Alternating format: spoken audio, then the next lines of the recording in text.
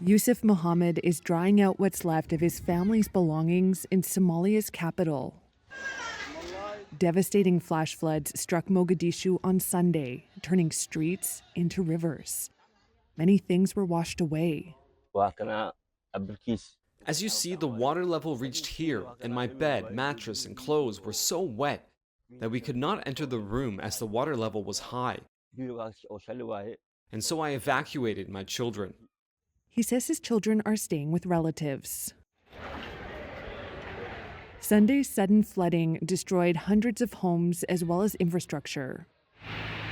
East Africa and the Horn of Africa, which includes Somalia, have experienced increasingly unpredictable weather patterns in recent years. That's stoked concern about the impacts of climate change and leaves Mohammed in a difficult situation.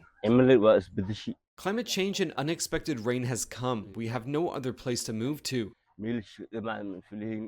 My home is the only place that I have to live, and I have no other choice.